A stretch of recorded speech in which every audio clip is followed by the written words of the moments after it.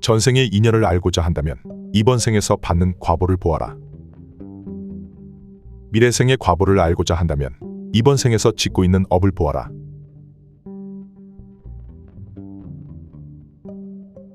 불교 심리학에서 중요한 개념 중 하나가 바로 아레아식입니다. 불교에서 언급되는 아레아식이란 인간의 의식 중에서도 가장 깊은 층에 해당합니다. 우리가 흔히 말하는 무의식 혹은 잠재의식에 가깝다 볼 수 있겠는데, 불교에서는 이 아레아식 안에 우리가 살아가면서 경험하고 느끼는 모든 인상과 정보, 그리고 무수한 과거 생에 쌓은 업까지도 빠짐없이 저장되어 있다고 설명합니다. 아레아식이란 말 그대로 카르마의 저장소인 셈입니다. 그리고 아레아식에 쌓인 행위의 정보들, 경험의 정보들, 카르마의 정보들은 이번 생이 끝나도 소멸하지 않고 다음 생의 조건을 형성하는 매개체가 된다고 합니다. 불교에서 언급되는 인간의 가장 깊은 무의식 영역인 아레아식은 전생을 기억하는 어린이들의 사례와도 밀접한 관련이 있습니다.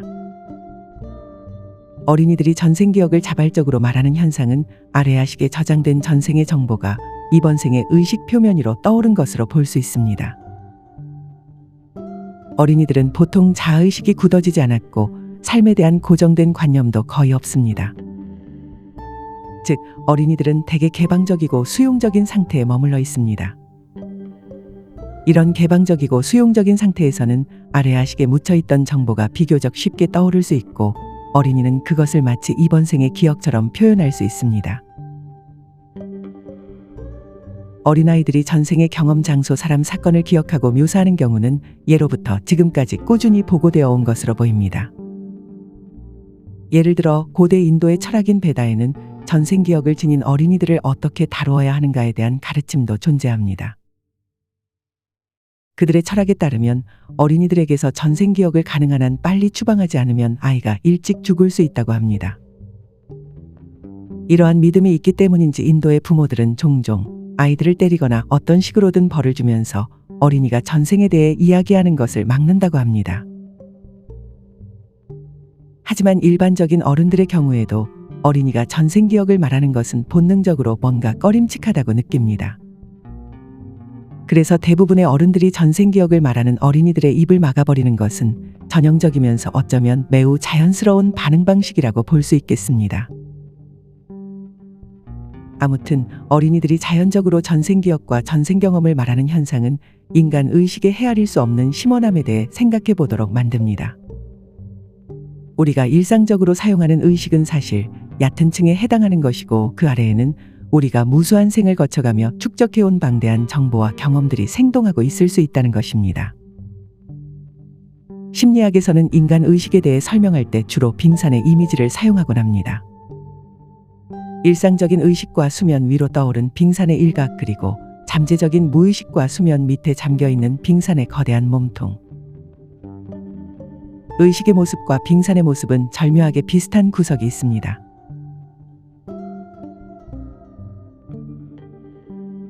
이번 영상에서 살펴볼 사례는 수녀로 살았던 전생 기억을 말했던 영국 소녀 엘스페스 레이시에 대한 사례입니다. 이 사례는 영국의 방송 PD이자 작가로 활동했던 메리 해리슨이 수집한 사례로 그녀의 유명한 저서인 Children That Time Forgot에 소개되어 있습니다. 환생의 증상 첫 번째. 무아지경 상태에서 수녀 서약하던 것을 기억하다. 영국의 뉴캐슬에 살던 엘스페스는 2살 무렵부터 말을 하기 시작했습니다. 어느 날 밤 엘스페스의 어머니인 조안 씨는 엘스페스를 목욕시키고 있었고 어린 딸이 혼자서 중얼거리는 것을 들었습니다. 어머니는 다시 한번 말해달라고 요청했고 엘스페스는 이번에는 아주 분명하게 말했습니다. 서약하러 갈 거야. 어머니는 그녀에게 서약을 어디서? 라고 물었습니다.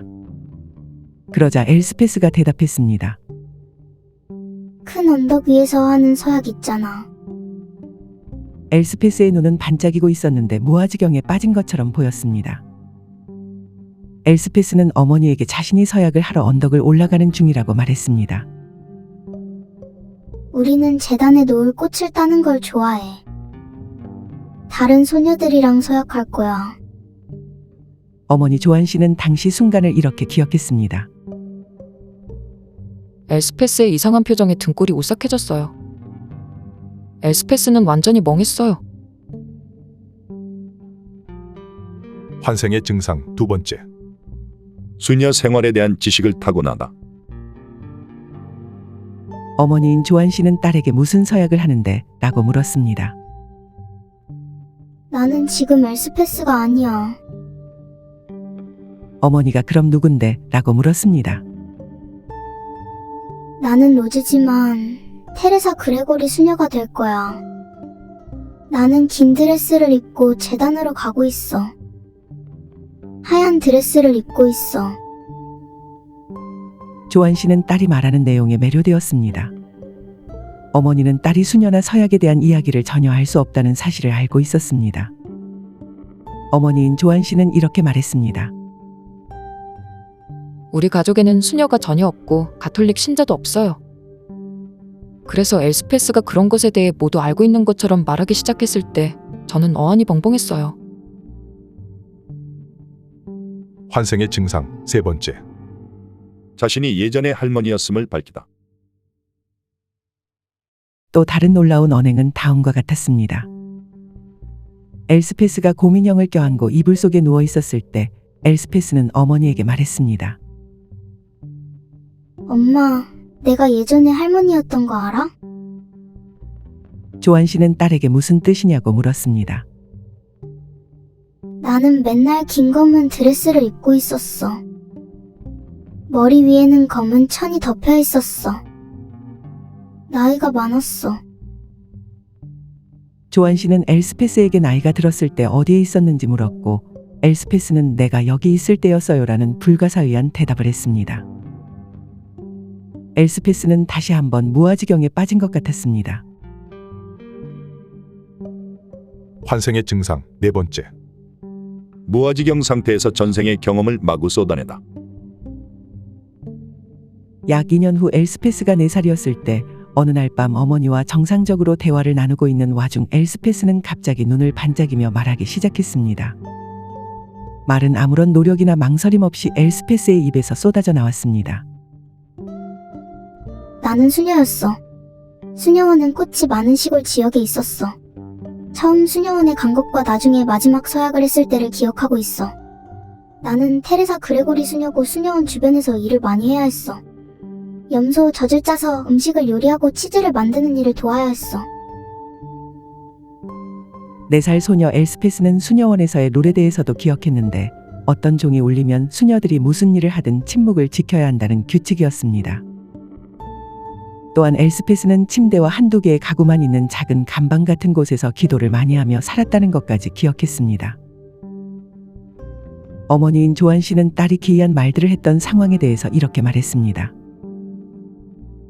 나는 딸이 완전히 정상으로 돌아와 멍한 상태에서 벗어났다는 확신이 들기 전까지는 아이 곁을 떠나는 것이 불편했어요.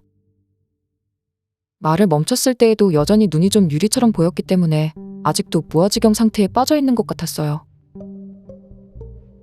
괜찮아? 라고 조한 씨가 물었고 엘스페스는 응하고 대답했습니다. 환생의 증상 다섯 번째. 전생의 죽음과 죽음 이후 천국에 갔던 것을 기억하다. 엘스페스는 자기가 어떻게 죽었는지도 말해주었습니다. 엘스페스는 어머니에게 자신은 방에서 기도하고 있었는데 갑자기 바닥에 쓰러졌다고 말했습니다.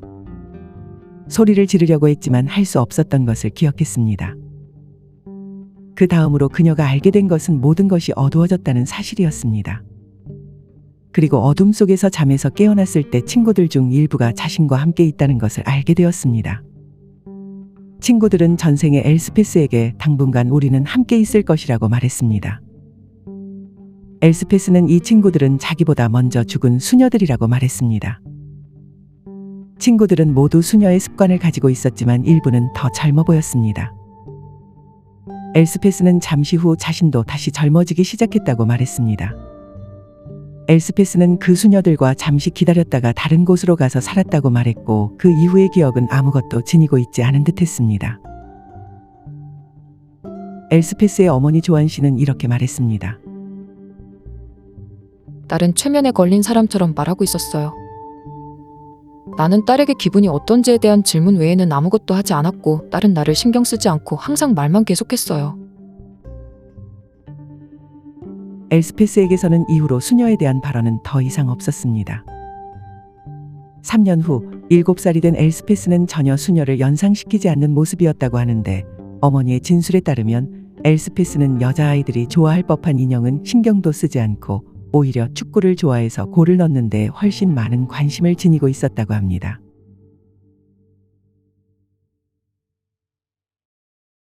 여기까지 수녀로 살았던 전생을 기억하고 말한 영국 소녀 엘스페스 레이시에 대한 사례를 살펴보았습니다.